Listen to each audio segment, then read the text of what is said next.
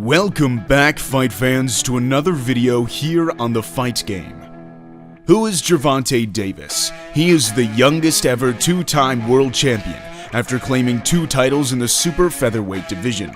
He is 25 years old, signed with Mayweather Promotions, and tipped to become the next big thing in the world of boxing. To become a big star in boxing, you need an assortment of qualities. You need to be young, you need to be confident, and you need to be good. 3 qualities Davis covers abundantly. Being a protege to Floyd Mayweather has kick-started his career with impressive popularity, and Mayweather has expressed great confidence in him to become the next superstar in the sport of boxing. At age 25, many fighters are still climbing the ranks, but Gervonta Davis stands as more than just a ranking. Guided by Floyd Mayweather and managed by Al Heyman, his rise has just begun.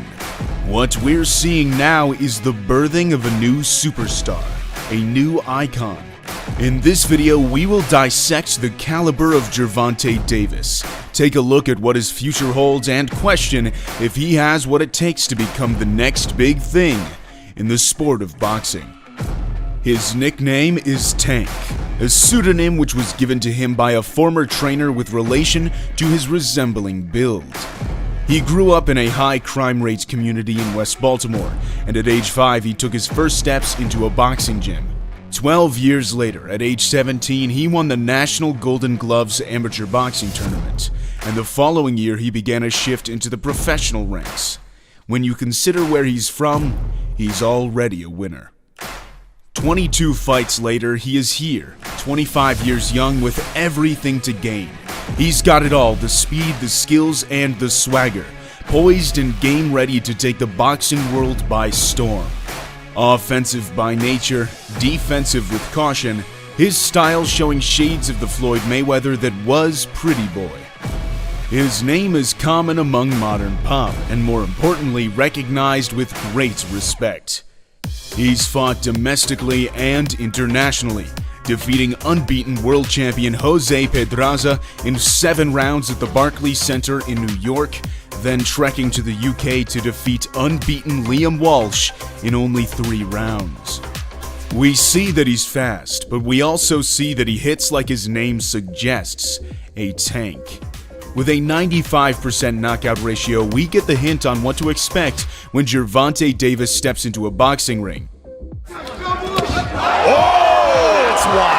Lightning quick power! He is a southpaw with power in both hands that go along excellently with his slick defensive skills. His style is fan-friendly, entertainment is always guaranteed when Davis fights. So far it's been glory and fame, and only time will tell if it's the beginning of something great or simply another attempt at reaching the top. So what kind of style does Davis have? Well, you can definitely see hints of similarity between himself and Floyd Mayweather when he was younger. Davis has revealed Mayweather is a big source for his inspiration. Floyd, of course, keeps his left hand low to block shots to the body and uses his right hand to block jabs. Is a southpaw, which means the infamous Philly shell style isn't going to work the same for Davis. While Mayweather uses his shoulder to block straight rights, Davis uses a high guard. Davis has that incredible sharpness to his punches that few fighters translate from the pads into the ring.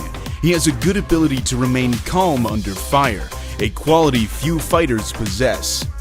He has a good defensive responsibility, always protecting himself prior and post combinations with blocks, footwork, and head movement.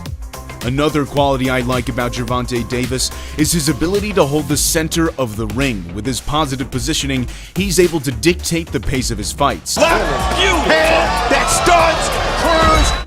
He's definitely a flashy boxer, but he still retains boxing fundamentals, and with his brilliance, while his opponent struggles to land effectively themselves. This quality will work incredibly in Davis's favor, especially in the professional domain of boxing. In a 12-round fight, your energy consumption efficiency can be vital as the fight goes down the stretch. Because Davis's punches are so sharp, they land with tremendous accuracy, which can really only be appreciated when we slow the footage down in slow motion. When watching a fight in real time, you can miss the true effect of the punches as they're landing. In some of these slow motion shots, we really get to see Davis's technicality at work. Davis's style is surely to change and evolve as the years go by, but as a 25-year-old, he's got a pretty good... It's not easy to be a world champion at that age. You gotta be really good in so many ways, okay? You don't see it very often. He wanted to be great. He didn't just want to be famous, you know, he wanted to be great. As for what mistakes Davis tends to make, there are some holes in his arsenal, which I'm sure he'll learn to fix up as years go by. In a southpaw versus orthodox showdown, the jab is crucial, and I believe Davis lacks a good jab. He's been well capable to go to war in his past fights, but I think he's going to struggle against a boxer who brings a great jab to the table. Davis loves throwing power punches, but perhaps he likes throwing power punches a bit too much. He'll find himself off balance and exposed at times, and a good opponent will capitalize on that. There are spots when Davis will explode with short bursts of punches, but then he'll remain stagnant for a period of time. I'd personally like Davis to fill that time with an active jab in search for openings. He can always set up his power punches with a jab. But in the past, Davis's pure power and ferocity has got him the victory. However, if he doesn't start to utilize his jab more, I can see him being beat to the punch by a better opponent. No fighter is perfect. I just thought it would be valuable to highlight some weaknesses as well as strengths for you guys so you can notice them when watching boxing. The only problem I have with Gervonta Davis is his lackluster resume. Davis's last 4 opponents have a combined record of 10 losses. If you're wondering who he might be able to face now, let me introduce you to the lightweight division.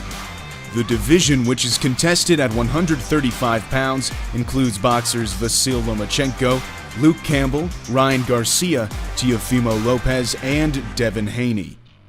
However, it is worth mentioning that Davis previously fought in the super featherweight division, and he will make his lightweight debut on December 28th against Yuriorikis Gamboa.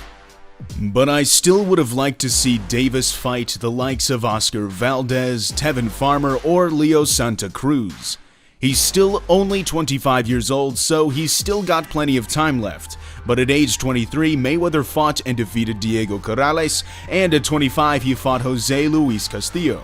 So really, I'd like to see Davis step up his level of competition going into 2020. That is, of course, if he really wants to earn the respect of the boxing world. It's up to Gervonta Davis on how he'd like to run his career, but a win over a high-caliber opponent would really solidify his standing as one of boxing's major players. The mega fight for Gervonta Davis is no doubt Vasyl Lomachenko.